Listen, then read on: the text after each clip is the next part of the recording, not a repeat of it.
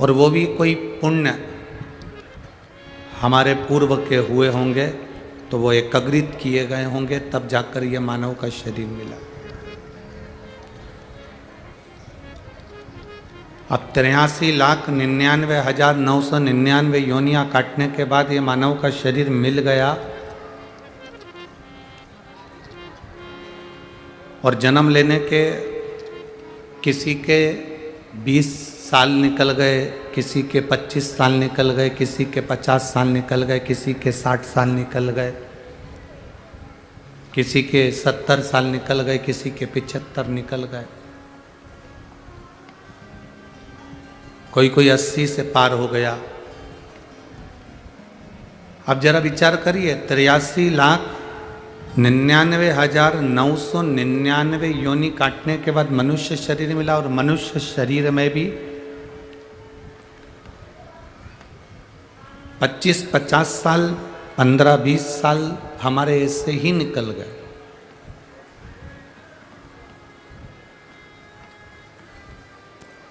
और उसके बाद ये मानव का शरीर में कुछ ऊर्जा मिली और वो ऊर्जा भगवान शंकर की भक्ति की, पांडुरंगा की भक्ति की, हरिविठ्ठल रामकृष्ण की भक्ति की मिली। तो ये मानकर चलो कि हमारा मानव का शरीर अब सार्थक हुआ।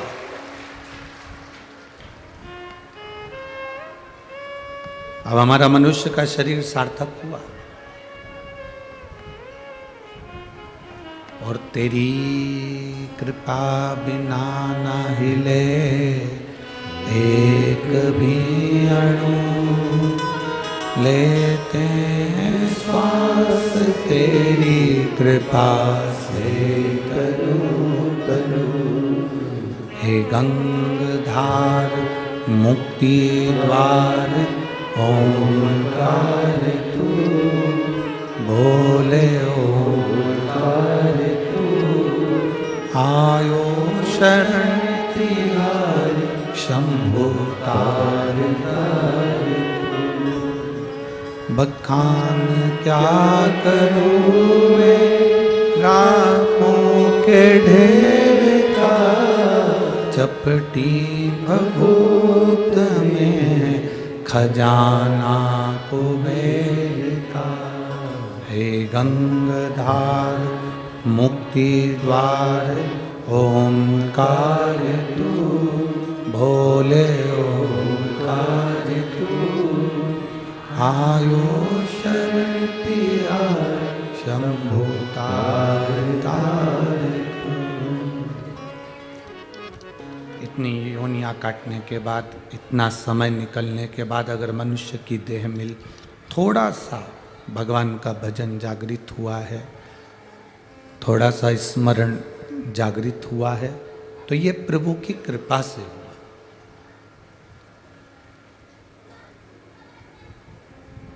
एक बात आप बताएं, आपके घर की अलमारी कपड़े से फुल है और कपड़े रखोगे तो वो कपड़ा रखाएगा क्या? जम के तो बोलो जरा।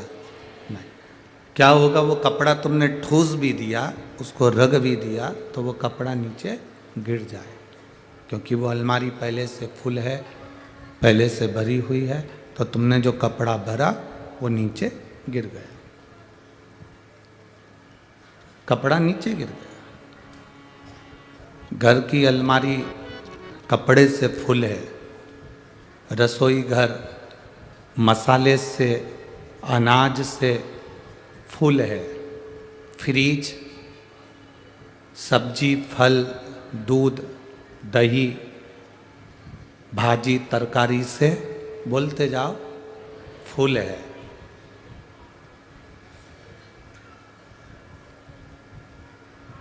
फ्रिज भी फुल है, रसोई घर भी फुल है,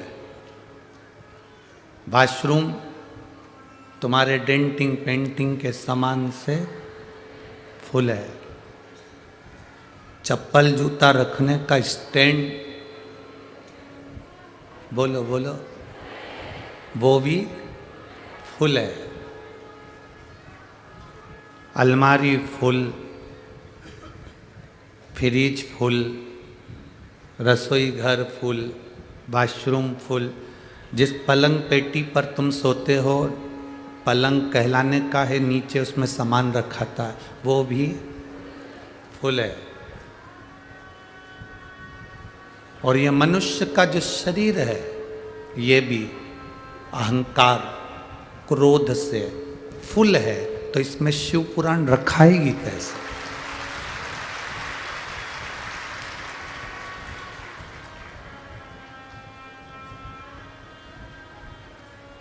जिसकी अलमारी खाली है उसमें कपड़े जम सकते हैं, फ्रिज खाली है तो तुम फल रख सकते हो, वॉशरूम खाली है तो तुम उसमें कपड़े कहीं पर भी रख सकते हो, अपनी पसंद का साबुन भी रख सकते हो। अगर तुम्हारा मसालदान जिसमें तुम मसाला रखते हो, मसाला रखने की उस डब्बे को क्या कहते हैं? मसालदानी है ना? अरे बोलो तो जम के, मसालदानी। जिसमें चूहा रखते हो, अरे जम के तो बोलो, चूहादानी। साबुन रखने की, बोलते जाओ, साबुनदानी। और जिसमें मच्छर रखते हो, कितना झूठ बोल रहे हो, उसमें मच्छर थोड़ी ना रहता है, इंसान रहता है। और कहते क्या है? मच्छरदानी। कहने की मच्छरदानी है, चूहेदानी में चूहा रहता है, साबुनदानी में साबुन रहता है, मसालदानी में मसाला रहता है, तो मच्छरदानी में मच्छर को रहना चाहिए, पर उसमें रहते अपन है।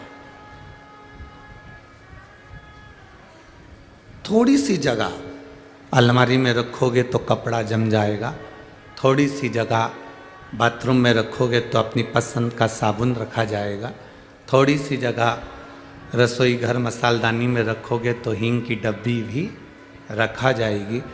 और इस मनुष्य के शरीर में अहंकार, क्रोध, काम, लोभ, तृष्णा, वासना इतना भरा है, इसको थोड़ा सा खाली कर दोगे, थोड़ा सा खाली कर दोगे तो शंकर जी की यह पवित्र कथा पंढरपुर की उसमें भरा जाएगी। ये निश्चित है, निश्चित।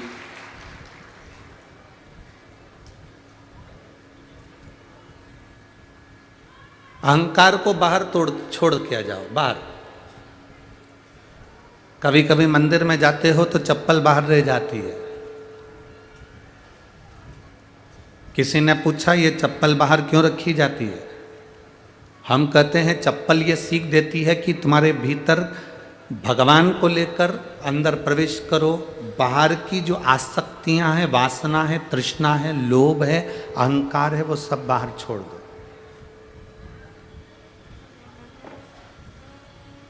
आसक्ति बाहर रहना चाहिए, तृष्णा बाहर रहना चाहिए। अब उसमें भी अगर आपकी चप्पल कोई ले गया तो ये सोचो कि हमारी आसक्ति, हमारी तृष्णा, हमारा लोभ, हमारा काम हमारे से पीछा छूट गए। एक सेठ जी दर्शन करने के लिए मंदिर में गए और राम जी के मंदिर में दर्शन करने के लिए गए और जूते बाहर छोड़ गए। जैसे ही चप्पल जूते बाहर छोड़कर मंदिर में दर्शन कर कर वापिस आए तो उनके चप्पल जूते चोरी हो गए, गायब। सेठ जी को बाहर आते से ही उन्होंने जो भिक्षुक बैठे थे उनसे पूछा, हमारे जूते चप्पल देखे तुमने? कहे सेठ जी हमने तो नहीं देखे, हम तो राम जी को देखें कि तुम्हारा जूता चप्पल देखे।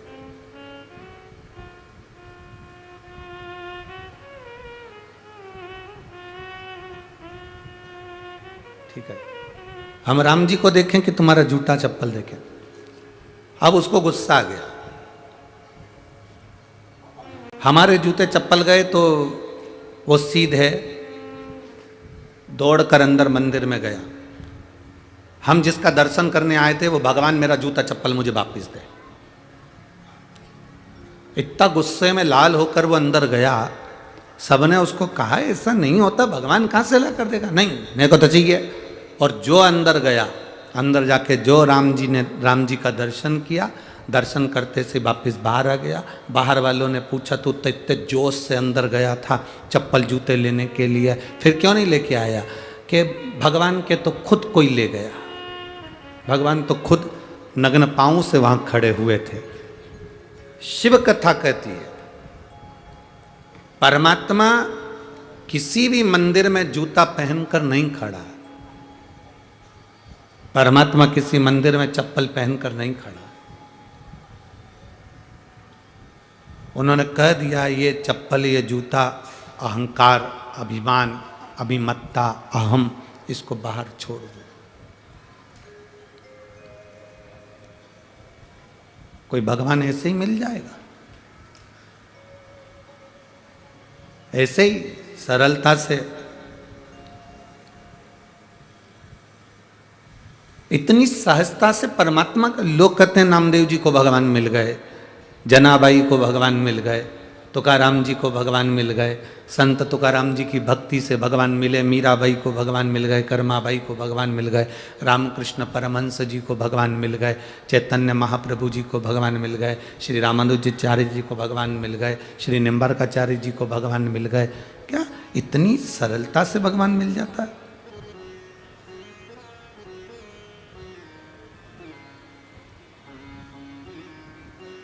आज आप लोग एक कथा अपने घर में, श्रीमद् भागवत हो, तुम्हारे घर में अगर भागवत जी रखी हो तो वेद व्यास जी की, गीता प्रेस गोरखपुर की श्रीमद् भागवत को पढ़ना। देवऋषि नारद ध्रुव महाराज की भक्ति को देखकर ईर्ष्या कर गए।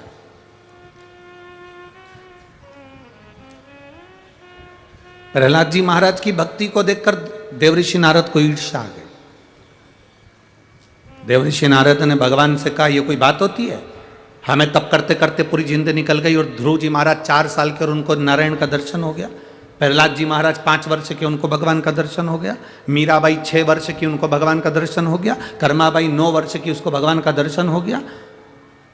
रामकृष्ण परमहंस जी 12 वर्ष के, उनको भगवान का दर्शन हो गया। नामदेव जी 8 वर्ष के, उनको भगवान का दर्शन हो गया। संत तुकाराम 3 वर्ष के, उनको भगवान का दर्शन हो गया। जनाबाई 7 वर्ष की, उनको भगवान का दर्शन हो गया। संत एकनाथ जी 3 वर्ष की अवस्था में भगवान का दर्शन कर लिया।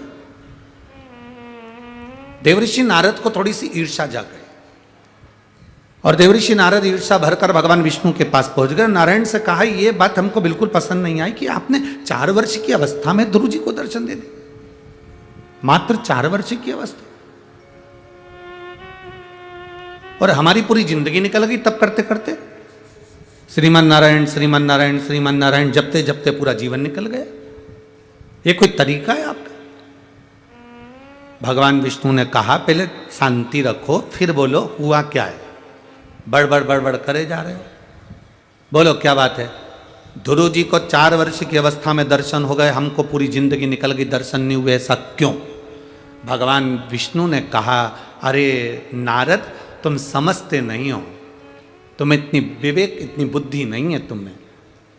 ध्रुव जी महाराज कोई आज से तप कर रहे हैं क्या? उनकी पूरी जिंदगी निकल गई तप करते करते करते करते। 1 जन्म, 2 जन्म, 3 जन्म, 4 जन्म, ना जाने कितने कितने जन्म ध्रुव जी महाराज के निकल गए।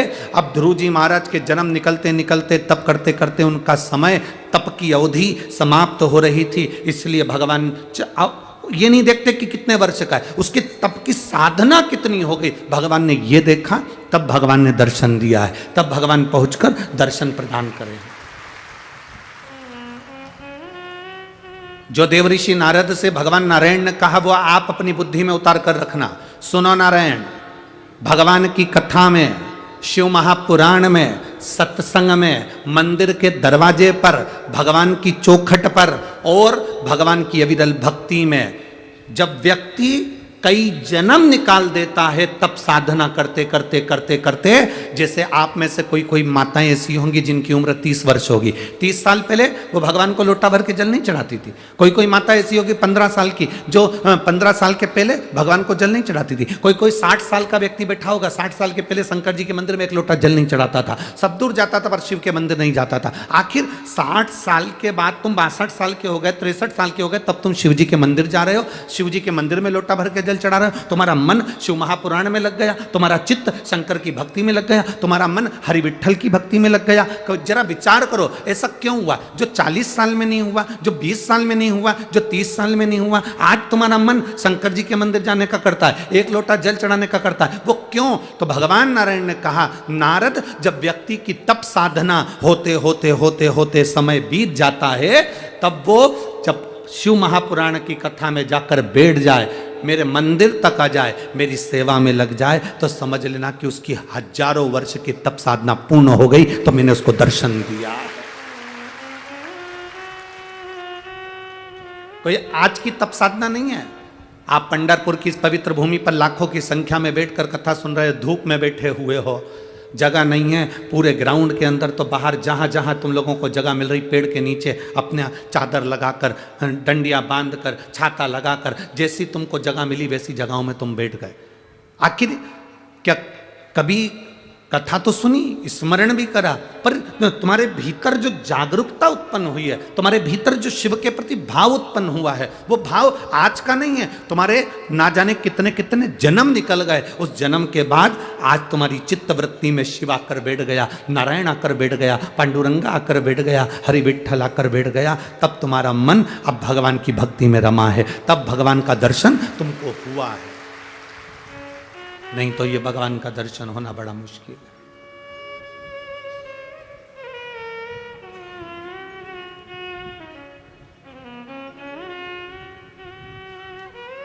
मेरे बाबा दया करना, मैं तेरे भरोसे हूँ। भोले बाबा दया करना, मैं तेरे भरोसे हूँ। इन लाइनों को हम हर कथा में गाते हैं, उसका केवल एक कारण है कि आपके मुख से निकले कि आप उसके भरोसे हो, आपके मुख से निकले कि आप उसके सहारे हो। कई लोग कहते हैं गुरुजी आपको और कुछ बोलना आता है कि नहीं आता, एक ही एक लाइन गाते जाते हो।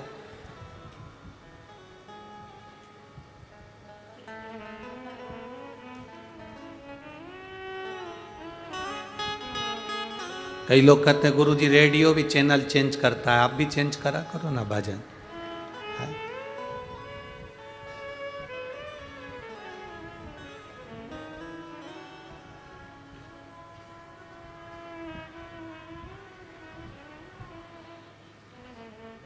तुम्हारी सास तुलसी की फेरी लगाती थी, तुम लगा रही हो कि नहीं लगा रही?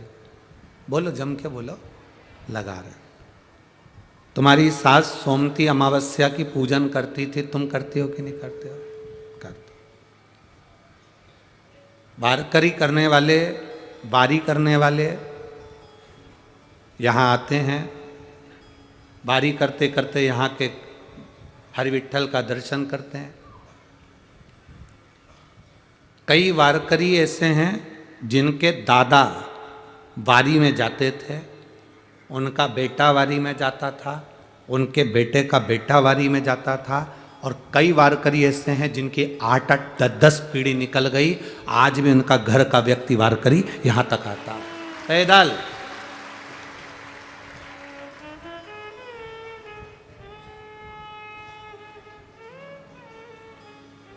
जिसके घर का एक व्यक्ति भी पंढरपुर की पवित्र भूमि पर आषाढ़ी एकादशी में पैदल आता है और कई सालों से आ रहा है, उस घर की देहली की मात्र मट्टी ही मस्तक पर लगा रहे तो हरि विठ्ठल का दर्शन हो जाता है।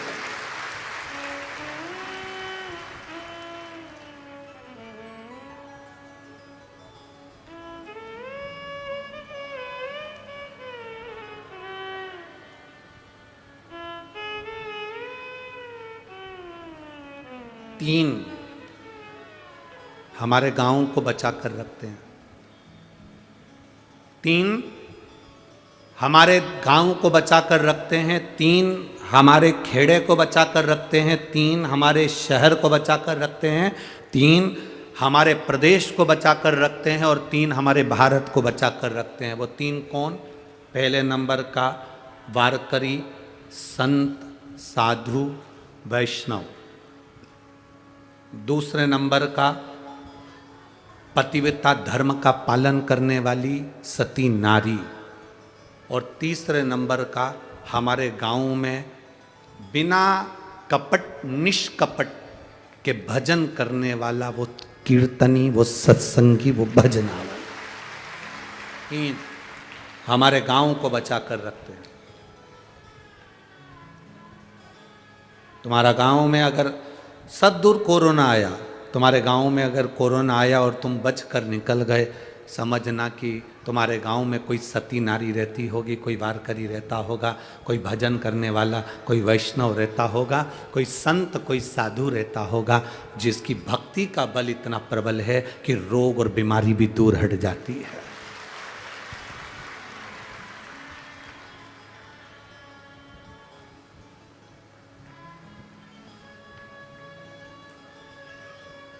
इसको चमत्कार नहीं कहते, इसको तुम्हारे भजन का बल कहते हैं।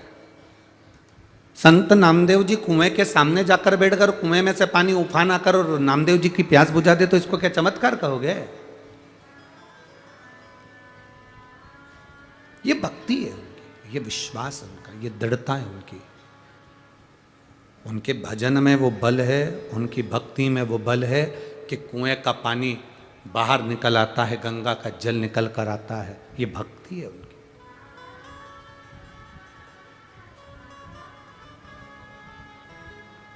बिना भक्ति के भगवान मिला किसको है?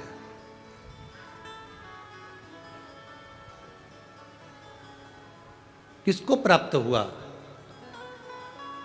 हमें लगता है कि नामदेव जी को भगवान मिला, इतनी सरलता में नहीं मिले मेरी जीजियों पंढरपुर की और मेरे जीजाओं, इतनी सरलता में नहीं मिला है मेरा बाबा।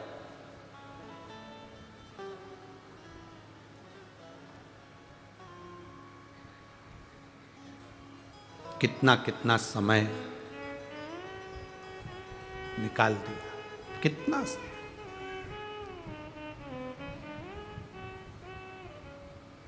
महाराज, जैसे दुनिया में एक ही चीज है जो अंधे को भी दिखाई देती है,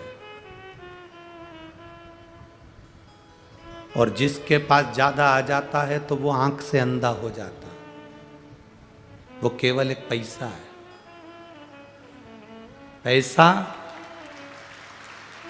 कोई अंधा है आंख का, बिल्कुल नहीं दिखता, उसको भी पैसा दे दो, वो भी बता देगा 10 का नोट है कि 500 का है, वो भी बता देगा। पैसा अंधे को भी दिखाई देता है, और पैसा आंख वाले के पास ज़्यादा आ जाता है तो वह आंख से अंधा हो जाता है। मतलब उसको केवल अपना अपना दिखता है, बाकी का कोई नजर नहीं आता है, अंधा हो गया। जैसे अंधे को पैसा समझ में आ जाता है कि ये पैसा 500 का नोट है कि 100 का नोट है कि 10 का नोट है कि 5 का नोट है कि 50 रुपए है कि 20 रुपए है, ये उसको मालूम है।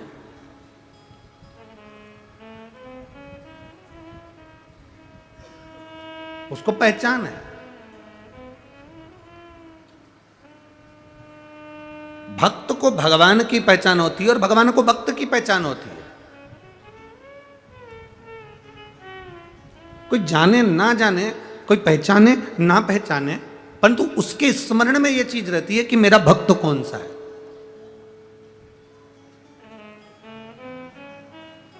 चंद्रभागा नदी का स्नान करने के लिए सब आते हैं। एकादशी के दिन, आषाढ़ी एकादशी पे या कार्तिक एकादशी पर, माघी एकादशी पर यहाँ भीड़ होती है, बहुत भीड़ होती है।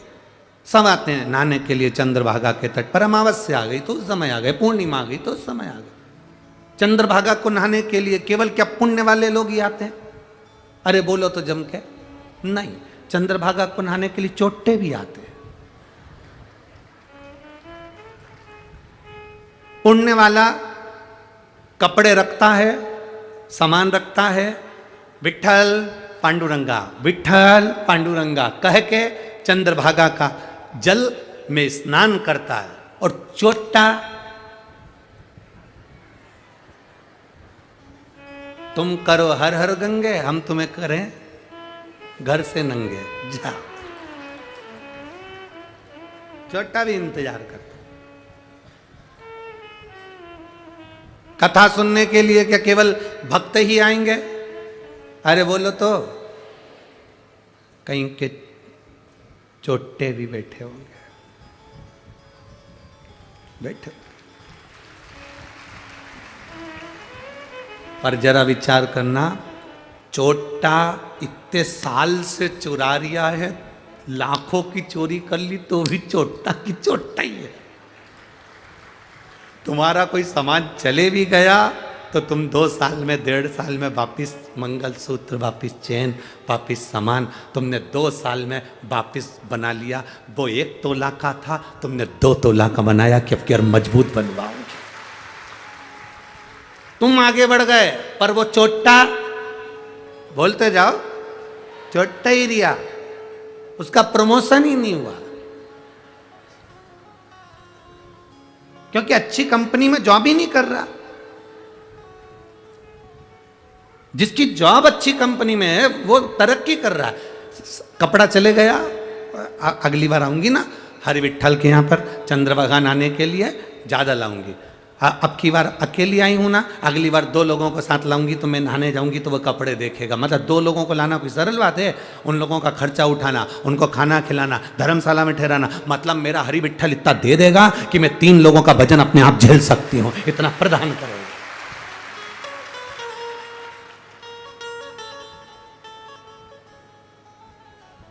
केवल पुण्य वाले ही नहीं, पापी भी जाते हैं।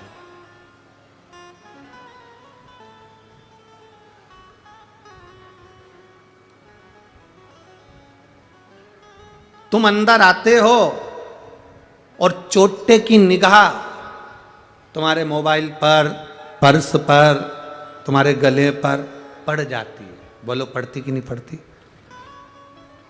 पहचान जाता है असली है कि नकली है। चोट्टा कितना बड़ा परखैया होगा रे, वो पहचान जाता। इसकी जेब में पर्स कितने वाला है, इसकी जेब में मोबाइल कितने वाला, इसके गले में चेन कितने की है, तो मंगलसूत्र असली है कि नकली, चोट्टा पहचान जाता है। जैसे ही तुम अंदर घुसोगे, चोर अपनी दृष्टि से पहचान जाएगा। चोर की निगाह तुम्हारी गले की चेन पर, मंगलसूत्र पर होती है। और कई कई ऐसे लुच्चे भी बैठे होंगे जो देखते रहते कितनी सुंदर आई है, कितनी सुंदर।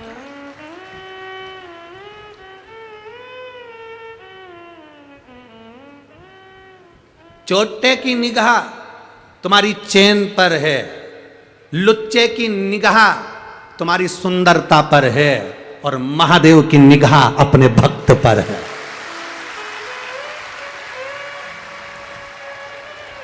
तुम अंदर आए शिव महापुराण की कथा सुनने के लिए तो चोर ने भी तुमको देखा, लुच्चे ने भी तुमको देखा, पर जब तुम कथा सुनने के लिए बैठे तब अंदर आते समय मेरे महादेव ने भी तुमको देखा कि मेरा अपना आया है, मेरा श्रेष्ठ आया है, मेरा अपना है, मेरे लिए आया है,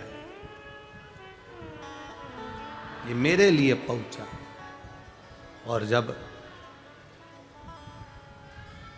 बस निवेदन इतना है कि आपकी भक्ति कम ना हो, इसलिए हम हर रोज़, कल परसों के दिन भी कहा था, वो तो हम यहाँ पंढरपुर की कलेक्टर महोदय को और एसपी महोदय को, यहाँ के कमिश्नर को, यहाँ के पुलिस प्रशासन को धन्यवाद देते हैं जिन्होंने पहले दिन ही चोट्टों को पकड़ लिया था। धन्यवाद, बहुत बहुत साधुवाद। यहाँ के प्रशासन को हम धन्यवाद देते हैं इस चीज़ के, बहुत बहुत साधुवाद।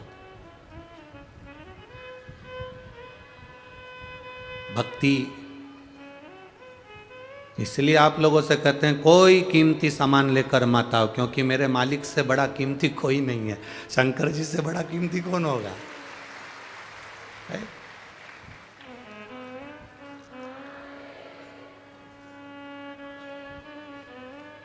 जो लोग सीओर आते हैं ना कुबेरेश्वर धाम, हम उनसे भी कहते हैं। एक माता जी खूब रो रही थी, उसका कोई पर्स ले गया, खूब रोई। हम तो लुट गए लुट गए लुट गए लुट गए लुट गए। हमने कहा क्या लुट गया? पर्स चले गया। अच्छा,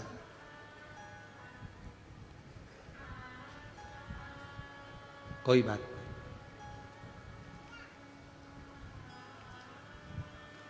वो जितना लूटता है ना, उससे 1000 गुना बेग भरकर पहुंचा देता है,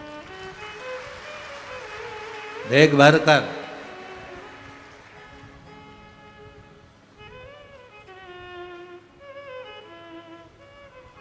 आप लोगों के स्मरण में होगा, कुबेरेश्वर धाम पर जो रुद्राक्ष उत्सव होता है, उस रुद्राक्ष उत्सव में कई लोग आते हैं, कई लोगों के पास में टिकट चला जाता है या बैग चला गया, या हम तो मना करते हैं कोई चीज़ लेकर मत आओ, कीमती सामान लेकर मत। किसी का चले गया, उसके बाद टिकट भी नहीं होता,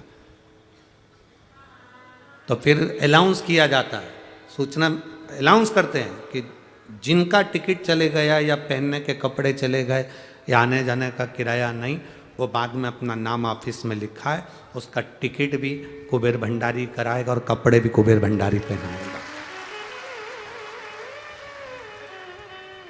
करता वो है,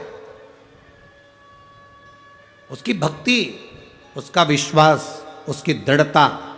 हम जितना उसका भजन करेंगे, हाँ शक दुनिया पर करो पर परमात्मा की भक्ति पर कभी शक मत करो, कभी मत करो। और एक बात अपनी बुद्धि में उतार कर रखना, शक और शक्कर ये लिमिट में रखो। शक्कर भी चाय में लिमिट में होना चाहिए, बराबर। ज्यादा शक्कर होगी तो चाय पी सकोगे? बोलो जम के। बिल्कुल कम शक्कर होगी तो चाय अच्छी लगेगी? नहीं। शक और शक्कर की मात्रा का लेवल बराबर रखिए। ना शक ज्यादा होना चाहिए, ना शक्कर ज्यादा होना चाहिए। शक ज्यादा होता है तो हमारा घर बिगाड़ देता है, शक्कर ज्यादा होती है तो शरीर बिगाड़ देती है। जब शक ज्यादा होगा तो हमारा घर बिगाड़ देगा। किसी ने कह दिया तेरी सास ऐसी है, शक करना चालू कर दिया, जरूर मेरी सास माँ गई थी ना तो वहां से कुछ करवा के लेकर आई होगी, मेरी सास अभी पंढरपुर गई थी ना वहां से कुछ लेकर आई होगी, मेरी सास वहां गई थी ना वहां से कुछ लेकर आई होगी। बस शक भराता गया। ननद ने ऐसा कर दिया। हम कई जगह चले जाते हैं, कई जगह पर जाकर कोई घूमता रहता है, उससे पूछते रहते हैं माता जी बता दो, पिताजी बता दो, हमारे यहाँ क्या हो गया? उसने कह दिया तेरे पड़ोसी ने तेरे ऊपर कुछ कर दिया, किसी ने कह दिया तेरी दुकान बांध दी, किसी ने कह दिया तेरे ऊपर विद्या कर दी, किसी ने कह दिया तेरे ऊपर काल घुमा दिया, किसी ने कह दिया तेरे ऊपर कोई ने ऐसा कर दिया, कोई ने भूत लगा दिया, प्रेत लगा दिया। ना ना ना, शिव महापुराण की कथा कहती है शंकर भगवान को एक लोटा जल चढ़ाने वाला के ऊपर ना तो कभी भूत लगता है, ना प्रेत लगता है, ना चुड़ैल लगती है। शंकर भगवान पर एक लोटा जल चढ़ाने वाला हमेशा सुखी रहता है। क्यों? क्योंकि ये भूत चुड़ैल सब शंकर जी के पास रहते हैं। जो पहले से उनके ऊपर चढ़े हो वो तुम पे क्या खाद चढ़ेंगे? जबरदस्ती दुनिया के लोग भर्ती में तुम्हारे को भ्रम में कह देते हैं तेरे ऊपर भूत लगा दिया, उसने तेरे ऊपर विद्या कर दी, उसी ने ऐसा कर दिया, तेरी दुकान बंद हो गई, चलती हुई दुकान बंद हो गई। चलती हुई दुकान क्यों बंद हुई? किस लिए बंद हुई? तुम्हारे कारण बंद हुई। शिव महापुराण की कथा कहती है अच्छी दुकान चल रही थी, बंद क्यों हुई? तुम्हारे कारण हुई। क्यों? क्योंकि कीचड़ और लीचड़ इन दोनों से दूर रहना चाहिए। कीचड़ और लीचड़ इन दोनों से दूर रहना चाहिए। कीचड़ शरीर में लगता है तो दाग लगा देता है, खराब कर देता है शरीर को। और लीचड़, लीचड़ मतलब आलसी व्यक्ति। आलसी व्यक्ति का संग पकड़ोगे तो वो सवेरे वो भी जगदम्बा आराम से 8-9 बजे उठ रही, पति कह रहा चाय ला दे, बिना नहाए रसोई घर में चालू करके 8:30 बजे जब जगदम्बा उठ के चाय बनाएगी, 9:30 बजे भेरू ब्रश करेगा, 10:30 बजे नाश्ता चलेगा, 10:30 11 बजे नौकर को चाबी दे दी तो खोल लेना, 11 बजे आराम से साहबजादे दुकान पर पहुँचे और सोच रहे हैं कि मेरी दुकान क्यों नहीं चल रही।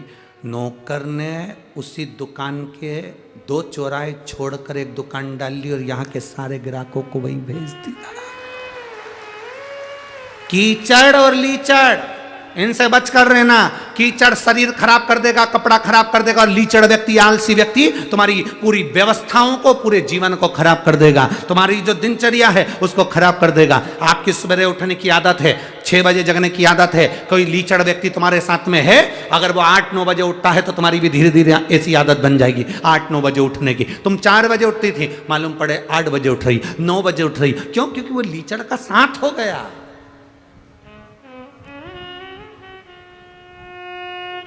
और दोस्त दूसरे पर दे रहे, माता जी बता दो हमारी दुकान क्यों चली गई। माता जी बोली तेरे पास वाले ने कराए, तेरे पास वाले। अब पास वाली से तब प्रेम था, दिवाली पे मिठाई भी भेजती थी, गुजिया भी भेजती थी, चकली भी भेजती थी, मठरी भी भेजती थी। अब उससे ऐसा हो गया, और बेचारी ने करा कुछ नहीं, पर तेरे घर के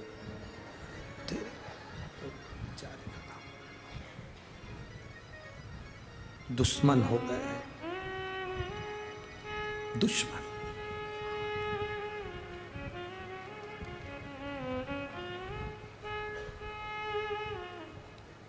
केवल एक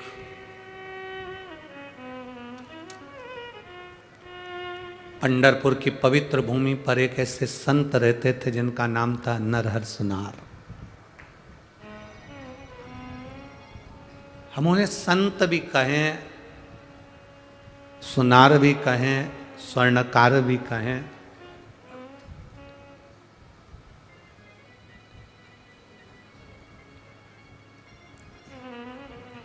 नरहर सुनार की एक बेटी थी जिसका नाम था मालू। क्या नाम था? जम के बोलो जरा। मालू। नरहर सुनार की बेटी जब 14 वर्ष की हुई, 14 वर्ष की नरहर सुनार की जब बेटी 14 वर्ष की हुई,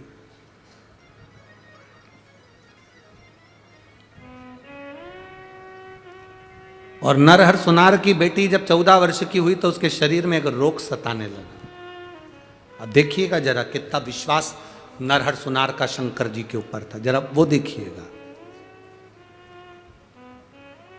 14 वर्ष की बेटी मालू, उसके शरीर में एक रोग प्रवेश कर गया।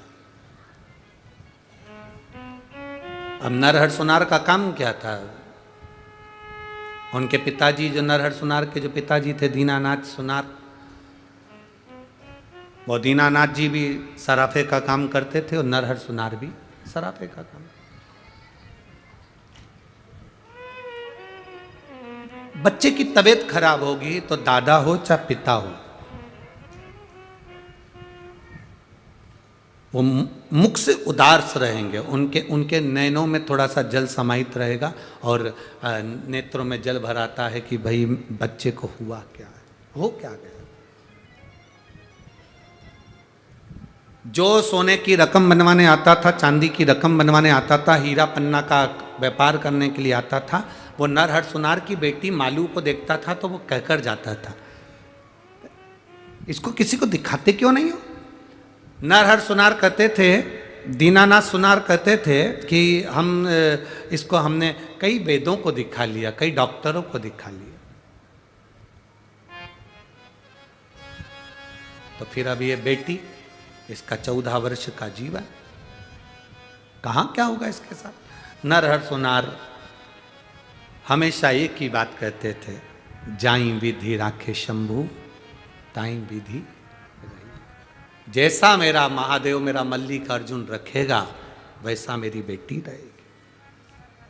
वेद अपना काम कर रहे हैं, डॉक्टर अपना काम कर रहे हैं, मेरा महादेव अपना काम कर रहा है। महादेव अपना काम कर रहा है। हाँ, इस व्यासपीठ से कथा करते करते कई वर्ष हो गए, सालों। इस व्यासपीठ ने कभी ऐसा नहीं बोला कि आप डॉक्टर को मत दिखाना, कि वेद को मत दिखाना, कि दवाई मत लेना, कि औषधि मत लेना। कभी बोला क्या? जम के बोलो जरा, बोला नहीं। हमेशा इस व्यासपीठ ने कहा डॉक्टर शंकर का एक रूप है। बोला है कि नहीं बोला? डॉक्टर शिव का एक रूप है। आपके शरीर में रोग आया, आप डॉक्टर को दिखाने के लिए जाओ। जांच का बोल रहा है, जांच कराओ। दवाई का बोल रहा है, दवाई लो। पर इस व्यासपीठ ने एक बात जरूर कही, डॉक्टर का इलाज चलते चलते शंकर भगवान पर एक लोटा जल समर्पित करते रहो, उसका विश्वास जागृत करते रहो, उस पर भरोसा करते रहो।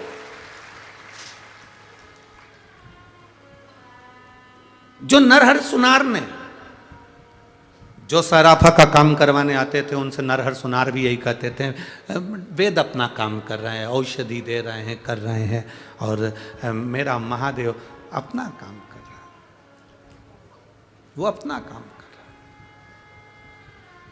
अब पहले का समय एक ऐसा समय था जिसमें ये जरा छूछा ज्यादा होता था। अब वो समय नहीं रहा, अब सब पढ़े लिखे हो गए। तुम यहां जितने बैठे हो ना, कोई अनपढ़ नहीं है, सब पढ़ा लिखा है। सबको मालूम है कि सत्संग क्या है, शिव पुराण क्या है। पूरी कथा में कहीं तुमको ऐसा नजर आता है कि हमने कहीं छू कर दिया, कि छा कर दिया, कि भेल दे दी, कि बबूती दे दी, कि हमने कुछ दे दिया? पूरी कथा में जो कुछ मिलेगा आपको, केवल एक चीज मिलेगी, बेलपत्र और एक लोटा जल, या पूजन करने का तरीका। बेलपत्र कैसे चढ़ाना है, बेलपत्र में शहद लगाना है, कि दही लगाना है, लाल चंदन लगाना है, कि पीला चंदन लगाना है, पूजन करने का तरीका। इसके सिवा कुछ भी शिव पुराण में नहीं बताया जाता। पूरी कथा सुन लो, पहले से निकाल कर अभी तक की, यूट्यूब पे सब डली हुई है, उसमें केवल मिलेगा तो पूजन करने का तरीका। ऐसे आप अगर चढ़ाओगे तो आपको ऐसा फल मिलेगा। अशोक सुंदरी वाली जगह पे चढ़ाओगे बेलपत्र, उसका ये फल मिलेगा। आपने यहां चढ़ाया, उसका ये फल मिलेगा। दुर्वा चढ़ाई, उसका ये फल मिलेगा। इस व्यासपीठ ने कभी ये नहीं कहा कि आप विद्या करो, या ये करो, या वो करो। हमने तो आज तक ये भी नहीं किया कि आंख बंद करके तुम माला पकड़ के बैठ जाओ। बोला, क्योंकि हम ही नहीं बैठ पाते तो तुम्हें काहे को बिठाएंगे?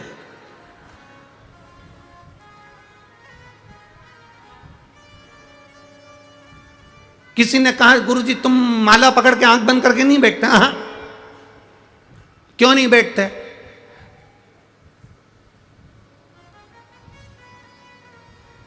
हमारे बत्तल की माला महादेव कर लेते हैं। वो आंख बंद करके बैठ गए, नेत्र बंद करके बैठ गए। अब हम उसको देख लें, उससे निगाह मिला लें, उसका दर्शन कर लें, और उससे नैन मिलाते मिलाते, उससे आंख मिलाते मिलाते, बैठे बैठे उसको देखते रहें। कब आंख खोलेगा? जब खोलेगा, एक क्षण के लिए आंख मिल जाएगी और हमारा कल्याण हो जाएगा।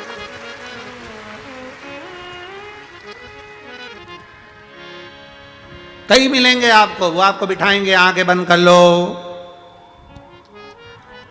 कुछ दिखा,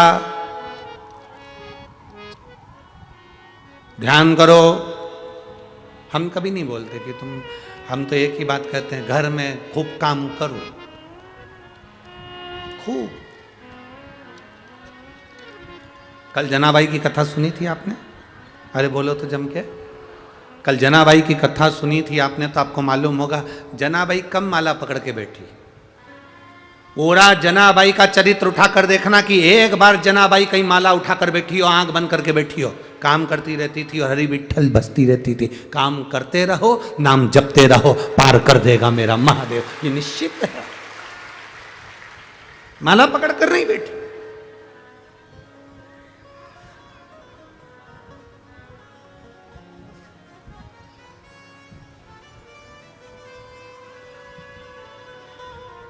सबसे विचित्र संप्रदाय है वारकरी संप्रदाय।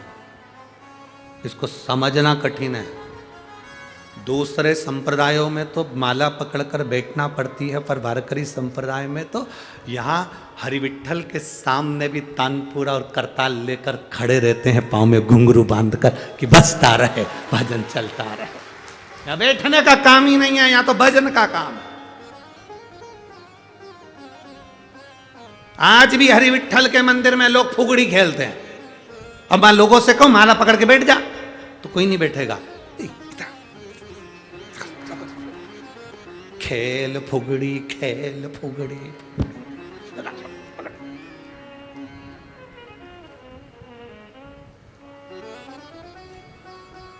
और अगर उसके साथ में कोई भी नहीं रहता फुगड़ी पकड़ने वाला, तो वो माँ जो खंबा है ना,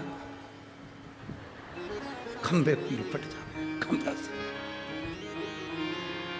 तो किसी ने बुझाई, बहुत सारे लोग आते हैं, एक खंबे से लिपट रही थी, दूसरे ने उसको देख लिया, वो हटी, वो भी लिपट गया, वो गया, तीसरा आया, वो भी लिपट गया, चौथे ने, वो भी लिपट गया। लिपटने के बाद पूछा जब मंदिर से बाहर निकले, उस खंबे से क्यों लिपटे थे? तो कहा वो तीसरी लिपटी थी, वो तीसरी को पकड़ा, बिमला इधर आ, तू क्यों लिपटी थी? कि वो लीलाबाई लिपटी थी। लीला इधर आ, तू क्यों लिपटी थी? तो के लीला ने बोला मेरी सहेली नहीं आई थी फुगड़ी खेलने वाली, तो मैंने खंबे से फुगड़ी खेल ली थी, मैंने खंबे से फुगड़ी, वो नहीं आई।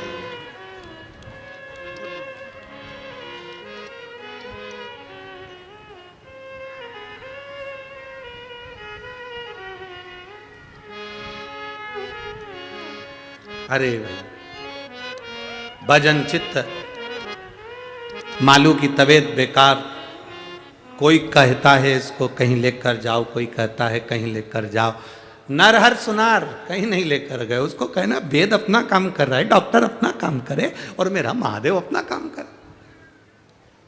एक पत्र है, देखिए, उसने रिपोर्ट भी पूरी लगाई हो पत्र के अंदर।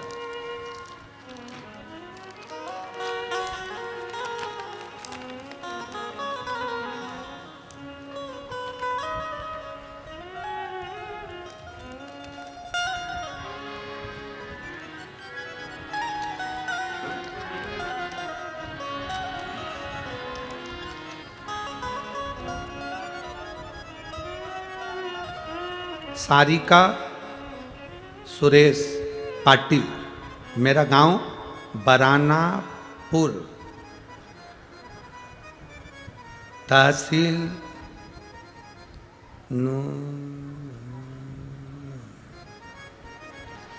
औसा, जिला लातूर। औसा नुआसा है तहसील। तुम समझ गए क्या? हाँ बस ठीक है। हरि विठ्ठल, तुम्हारा समझना जरूरी है, बाकी के तो सब जान दो। कहीं बैठी है, नाम सारिका सुरेश पाटिल, मेरा गांव बरानापुर, ठीक है, और तहसील नूसा, जिला लातूर में। कहीं बैठी हैं क्या? हाँ ठीक है, दिख गए। एक बार हाथ हिला दो वापिस। श्री शिवाय नमस्तुभ्यम। गुरुदेव, मेरे पेट में दर्द था, दवा खाना गई, डॉक्टर ने बोला सीटी स्कैन कराना पड़ेगा। मैं सीटी स्कैन रिपोर्ट में आया कि मेरे पानी पेट में भर गया है और वहाँ पर एक गठान बहुत बड़ी हो गई है, और वो गठान और पानी की जांच करी गई तो उसमें कैंसर निकला। अब 1 लीटर पानी उसमें से निकाल लिया गया। डॉक्टर ने केवल 4th स्टेज बता दिया गया और 3 महीने की गारंटी भी नहीं दी कि 3 महीने जी सकूंगी। डॉक्टर से कहा इसका कोई ऑपरेशन हो सकता है? तो कहा पानी इतना भर रहा है और इतना ज्यादा फैल चुका है कि इसमें ऑपरेशन भी नहीं हो सकता। तब हम बंबई के टाटा, पहले हम ऑपरेशन के लिए हम बंबई के टाटा और सोलापुर के 4 दवाखाने भी गए। डॉक्टर ने इसका ऑपरेशन करने से मना कर दिया। और कहा कि इनकी बस सेवा करो, इसमें अब कुछ है नहीं। परंतु हमने भी किसी के कहने पर शिव जी का भरोसा करा और बाबा को 1 लोटा जल चढ़ाना प्रारंभ करा और एक बेलपत्र चढ़ाकर उसको खाना प्रारंभ करा। डॉक्टर ने 3 महीने का समय दिया था और 3 महीने बाद ये शरीर जाना था। सबने आस छोड़ दी थी। बाबा भोलेनाथ के सहारे थे गुरुदेव। आप कहते हो ना कि उसके सहारे रहना। डॉक्टर ने तो बोल दिया था कि इनको घर ले जाओ, इसका कोई ऑपरेशन नहीं हो सकता। हम रोज शिव जी पे जल चढ़ाते, उसको पीते, बेलपत्र चबा चबा कर खाते और कुंदकेश्वर महादेव का नाम लेते। आज मैं बाबा को धन्यवाद करने के लिए आई हूँ। जब हमारे 2 महीने निकल गए, हम फिर वापिस जांच कराने के लिए गए तो बाबा की कृपा से जांच नॉर्मल आई और मेरी रिपोर्ट भी अच्छी आई। आज मैं बाबा की कृपा से यहाँ खड़ी हूँ और बाबा की कृपा से यहाँ पहुँची हूँ। मैं बाबा को धन्यवाद देती हूँ। मेरे दोनों फोटो लगा रही हूँ जब मेरे को शरीर में ज़्यादा कष्ट हो गया था उस समय का, और एक अब मैं ठीक हो गई हूँ उस समय का। दोनों फोटो है। और जहाँ आप खड़े हैं एक बार वहीं पर हाथ हिला दें। श्री शिवाय नमस्तुभ्यम। जांचें भी पूरी लगाई गई है। शिव तत्व, आपका भरोसा, आपका विश्वास, आपकी दृढ़ता, सारी समस्या का हल 1 लोटा जल। शिव तत्व को प्राप्त कर, भजन में चित्त को लगाइए। और शंभो शरणे पड़ी मांगू घड़ी दुख काटो दया करीन दर्शन। वेद अपना काम करे, डॉक्टर अपना काम करे, तुम अपना काम करो। तुम्हारा काम क्या है? 1 लोटा जल लेकर भगवान शिव के मंदिर जाना। कल शाम को कोई मिलने के लिए आए थे तो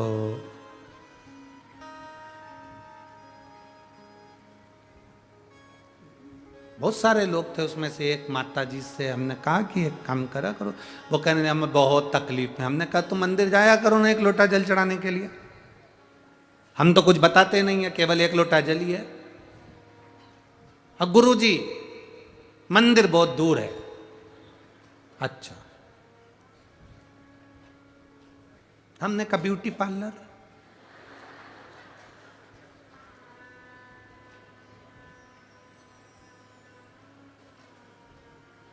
उसने तुरंत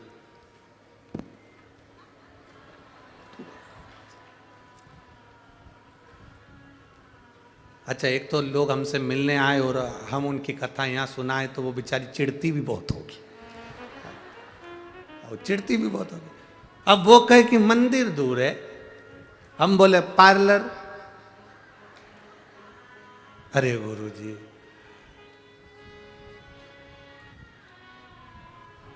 वहां तो कभी कभी जाती, कभी कभी जाती। हमने कहा तुम घर में ही रहती हो कि नौकरी वोकरी करती हो? नहीं गुरुजी, मेरी सर्विस है, नौकरी करती हो। अच्छा, ऑफिस जाती हो? हाँ। कहाँ रहती हो? कहा गुरुजी हम सोलापुर में रहते हैं। अच्छा, ऑफिस कितनी दूर है तुम्हारे वहाँ से? 5 किलोमीटर दूर। हमने कहा ठीक। ऑफिस दूर है, रोज जाती हो कि नहीं जाती हो? जाती हो। सब्जी लेने जाती हो कि नहीं जाती हो? जाती हो। पार्लर जाती हो कि नहीं जाती हो? जाती हो। किराना लेने जाती हो कि नहीं जाते हो? जाते हो। पति की दुकान दूर है, पति रोज दुकान पर जाता है कि नहीं जाता? जाता है। जब रोज ऑफिस समय पर जाना जरूरी है, 5 किलोमीटर दूर, तुम जब आय बढ़ाने के चक्कर में जा सकते हो तो अपनी आयु बढ़ाने के चक्कर में शिवालय नहीं जा सकते। ऑफिस में समय पर जाओगे तो क्या बढ़ेगी? बोलो जम के बोलो जरा, आय बढ़ेगी। दुकान पर समय पर जाओगे तो क्या बढ़ेगी? आय बढ़ेगी। और शिवालय समय पर जाओगे तो आयु बढ़ेगी। ये स्मरण आपकी चित्तवृत्ति में बैठना चाहिए। दुनिया के लोग आय बढ़ाने का साधन ढूंढ रहे हैं पर आयु बढ़ाने का साधन नहीं ढूंढ रहे। आय अगर बढ़ भी गई, 50,000, 1 लाख, 2 लाख का पैकेज बढ़ भी गया और मालूम पड़े शरीर में रोग लग गया और तुम्हारी उम्र कम हो गई, तो वो 2 लाख रुपए क्या खाक करोगे? क्या करोगे उस 2 लाख रुपए का? आय बढ़ाने के साथ में अपनी आयु बढ़ाने का साधन जो ढूंढिए, क्योंकि आय अगर बढ़ेगी तो उसका भोग कैसे करोगे? कमा कमा कर औलाद के लिए छोड़ कर जाओगे तो अपन कब एंजॉय करेंगे? इसलिए आय के साथ में आयु बढ़े वो काम करिए। आय बढ़ाने के लिए 9 बजे ऑफिस पहुंचना पड़ता है, आय बढ़ाने के लिए 10 बजे दुकान पर पहुंचना पड़ता है, आय बढ़ाने के लिए हमें काम धंधा करना पड़ता है। तो आयु बढ़ाने के लिए 1 लोटा जल लेकर महादेव के पास पहुंचना पड़े। अकाल मृत्यु वो मरे जो काम करे चंडाल का, काल उसका क्या बिगाड़े जो भक्त हो महा काल का। जो शिव की आराधना करता है उसकी आयु बढ़ती है। शंकर की आराधना करने वाले,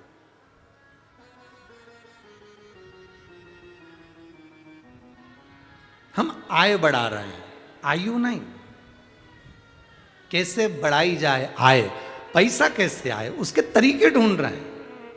पर ये नहीं सोच रहे कि हमारी उम्र घटती जा रही है, बीमारी लग रही है शरीर में, इसको कैसे ठीक करा जाए। तो क्या करा जाए? सारी समस्या का हल बोल बम का नारा है। हमारी आयु बढ़ाने का साधन ढूंढा जाए। नर हरि सराफ ने, सुनार ने उस समय पर विचार कर लिया और कह दिया वेद अपना काम कर रहे हैं, डॉक्टर अपना काम कर रहे हैं, औषधि दे रहे हैं, और मेरा महादेव अपना काम कर रहा है। इतने में एक सिर फिरा। केवल आज के ज़माने में सिर फिरे नहीं है, पहले भी होते थे। ये गुण पहले भी पाए जाते थे।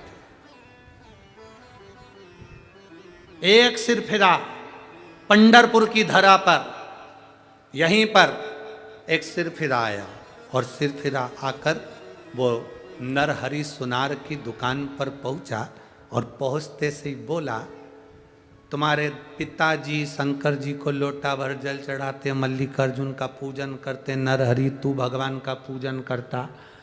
तेरे घर के लोग शंकर जी का पूजन करते, नरहरि तेरी धर्म पत्नी गंगा स्वयं शंकर की आराधना करती, तेरा बेटा नारायण वो भी शंकर की आराधना करते, नरहरि तेरा भाई वो भी शिव की आराधना करता, और तेरा पूरा खानदान शंकर की आराधना करता। उसके बाद भी बेटी दुख भोग रही है।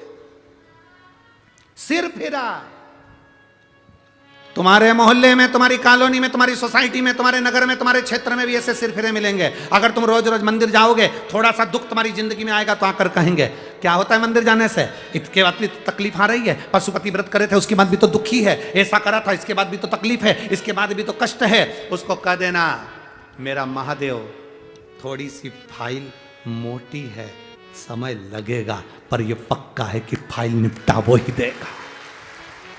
एक पत्र है, एक पत्र देखिए।